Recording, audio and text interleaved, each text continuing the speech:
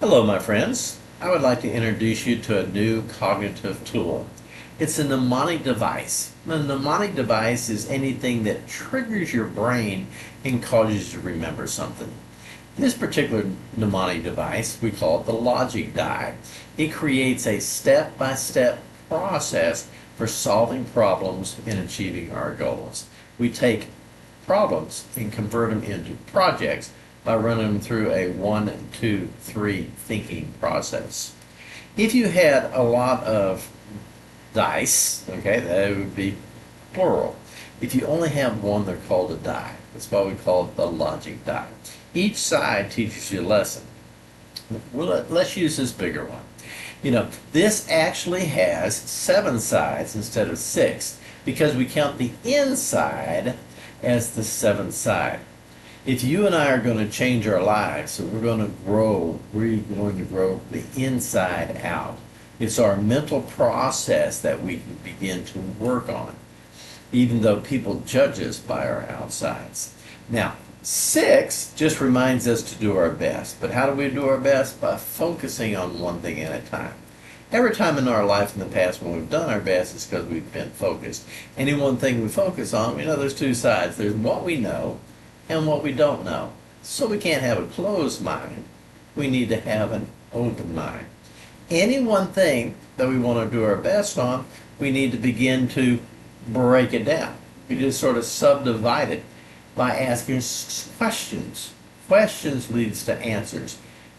As we begin to ask questions, we look at side 3, and it reminds us that we're here in the middle. We talk to people and get outside advice.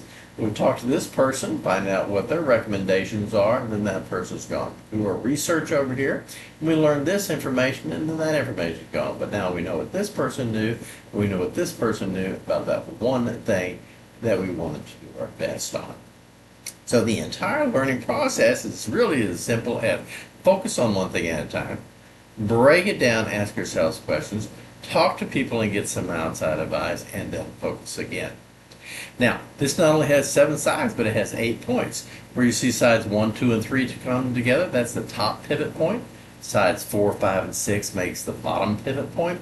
And the purpose of this is I try to get people to remember their P lessons, because point starts with P, pivot starts with P, so it's a lot of P lessons. Our first P lesson we learn is pictures. Our brain thinks in pictures. Every single thing we do, we picture it ahead of time. So if we have a plan that we want to put in place, we begin to develop a picture to go with that. Now, I teach double P lessons. That 4, 5, and 6 is that bottom double P lesson. And it's simply this. It's the pain-pleasure principle in psychology. Everything you and I do, we do to gain pleasure or to avoid pain. It's our basic motivator, to gain pleasure or to avoid pain. When we want to get mental leverage on ourselves, we have to swap that picture, that pain-pleasure perception we have about something. When I used to smoke cigarettes, I smoked cigarettes because they were pleasurable. My friends smoked cigarettes. As I got older, I saw my grandfather was struggling with emphysema, and I was hacking and not feeling very good, and suddenly cigarettes became more painful than pleasurable, and I was able to get mental leverage on myself to change that habit.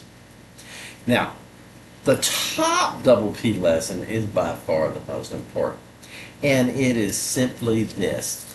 It is paper and pencil.